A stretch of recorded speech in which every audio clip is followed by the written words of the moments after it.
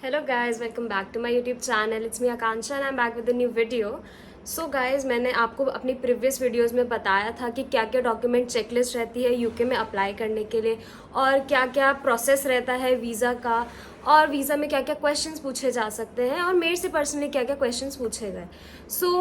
अभी इसी सीरीज़ को कंटिन्यू करते हुए मैं आपके लिए एक और वीडियो लाई हूँ जिसमें मैं आपको बताने वाली हूँ कि वीज़ा प्रोसेस के दौरान आपको क्या क्या मेल्स रिसीव होंगे। ठीक है, तो ये थोड़ा कंफ्यूजिंग पार्ट होता है, इसीलिए ये मैं आपको प्रॉपर एक्सप्लेन करूँगी और यहाँ साइड में मैं आपके लिए पूरे स्क्रीनशॉट्स अवेलेबल रखूँगी सो दैट आपको समझ आए कि किस मेल का क्या मतलब है। So let's get started. सबसे पहला मेल जो आपको रिसीव होगा वो होगा कंफर्मेशन मेल।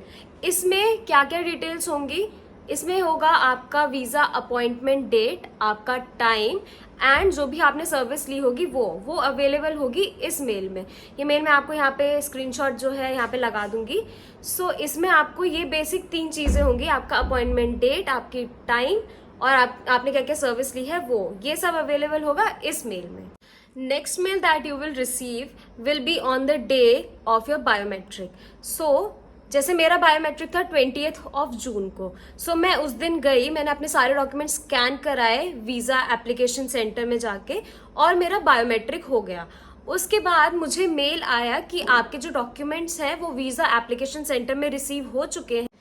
जब हमारा बायोमेट्रिक होता है जिस दिन, उस दिन हमको 2 टाइप के मेल्स आते हैं। एक मेल जो मैंने आपको पहले बताया कि आपके जो सारे डॉक्यूमेंट्स हैं वो वीज़ा एप्लीकेशन सेंटर में रिसीव हो चुके हैं। ठीक है, नेक्स्ट मेल जो आता है वो ये होता है कि आपके जो डॉक्यूमेंट्स हैं वो यूकेवीआई को आगे फॉरवर्ड कर चुके हैं। ये 2 मेल्स आपको उस दिन आते हैं। देन द नेक्स्ट मेल जो मुझे रिसीव हुआ था on the next day of my biometric, that was not straightforward mail. तो आप यहाँ देख सकते हैं इस मेल को हम कहते हैं एनएसएफ मेल। इस मेल का मतलब होता है कि जो हमारा वीज़ा एप्लीकेशन है वो स्ट्रेट फॉरवर्ड नहीं है, तो उसमें थोड़ा प्रोसेसिंग में टाइम लगेगा। जब मुझे ये एनएसएफ मेल आया तो मैंने इस एनएसएफ मेल के बारे में अपनी कंसल्टेंसी को बताया। उनका तो देखो ये काम ही है कि मतलब उन्हें तो पता ही होता है कि ठीक है इस मेल का क्या मतलब है। तो उन्होंने मुझे पहले ही बता दिया था कि जब ये मेल आता है तो 95% चांसेस होते हैं कि आपका वीज़ा इंटरव्यू आएगा। आई वॉज वेटिंग कि मुझे ना आए इंटरव्यू, बट सैडली मुझे इंटरव्यू आया और मुझे इंटरव्यू देना भी पड़ा। पहले हम एनएसएफ मेल की बात कर लेते हैं। तो इस मेल में क्या होता है कि इसमें आपका जो वीज़ा एप्लीकेशन प्रोसेस है ना वो स्ट्रेट फॉरवर्ड नहीं होता, तो इसमें थोड़ा टाइम लगता है। आफ्टर रिसीविंग माई एनएसएफ मेल, उसके 7 to 8 डेज बाद मुझे मेल आता है कि आपका जो वीज़ा इंटरव्यू है वो स्केड्यूल किया गया है इस पर्टिकुलर डेट को, ये पर्टिकुलर टाइम पे, इस प्लेटफॉर्म पर। ठीक है, मुझे पता था कि मेरा वीज़ा इंटरव्यू आ सकता है because I receive the NSF mail.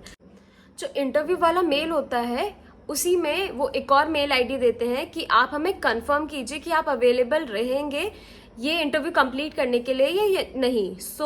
उस मेल आईडी पे मैंने रिप्लाई कर दिया कि मैं अवेलेबल रहूंगी टू कंप्लीट द इंटरव्यू। उस मेल आईडी पे मेल करने के बाद मुझे एक ऑटोमेटिक मेल रिसीव हुआ जो कि यहाँ मैंने स्क्रीनशॉट लगाया है।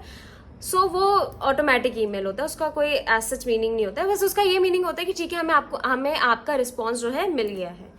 नेक्स्ट मेल जो मुझे रिसीव हुआ वो हुआ था at the day of interview. जब मेरा इंटरव्यू खत्म हो गया देन मुझे एक मेल आया कि आप अपना टीबी टेस्ट की जो रिपोर्ट है वो हमें सबमिट कर दीजिए, जो कि मैंने पहले भी करी हुई थी during the document scanning and biometric, but कोई बात नहीं, ये लोग मांग लेते हैं दोबारा से डॉक्यूमेंट। उस टाइम भी मैंने अपना जो टीबी टेस्ट सर्टिफिकेट है वो इन लोगों को सबमिट कर दिया था। इन्होंने जो मेल आई दी थी उस मेल आईडी से मुझे एक ऑटोमेटिक रिप्लाई आया था जो कि मैंने यहाँ लगा दिया, अब ये पॉज करके देख सकते हैं। The next mail I receive was on 14th July. 8th जुलाई को मेरा इंटरव्यू था। 14th जुलाई को मुझे मेल आया कि आपका जो वीज़ा का जो डिसीजन है, अप्रूवल और रिजेक्शन, वो आ चुका है। उस मेल में ना लिखा नहीं होता कि आपका वीज़ा अप्रूव हो गया है या रिजेक्ट हो गया है, उस मेल में नहीं लिखा होता। उस मेल में एक पीडीएफ अटैच होती है जिसमें आपका डिसीजन होता है। वो मेल मैं यहाँ पे अटैच करी हूँ, आप एक बार देख लीजिए।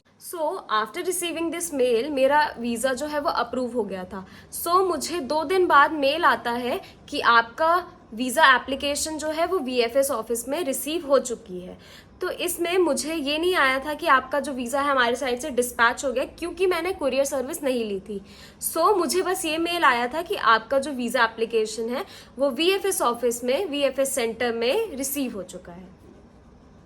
जब मुझे ये मेल आया तो मैं VFS ऑफिस चली गई टू कलेक्ट माई पासपोर्ट। फिर पासपोर्ट कलेक्शन के बाद जो लास्ट मेल मुझे आया from the visa application centre वो ये था कि आपका जो पासपोर्ट है वो कलेक्ट हो चुका है। And yeah, this was the last mail that I received from the visa application center. So guys, these were the set of mails that a person receives during the whole visa process. अब अगर आपका interview नहीं आता है सो आपको बीच के 2-3 mails like NSF mail, not straightforward mail नहीं रिसीव होगा, इंटरव्यू मेल नहीं रिसीव होगा, सो वो आप हटा सकते हैं। उसके अलावा आपको जो बाकी के मेल्स हैं वो सबको ही रिसीव होते हैं, और जिनका इंटरव्यू होता है उनको NSF मेल और इंटरव्यू मेल रिसीव होता है। Guys, that was all from my side for this video. अभी मैं आगे एक और वीडियो लाऊंगी on visa rejection reason. So आप बने रहिए चैनल पर और सब्सक्राइब कीजिए चैनल को। बाय।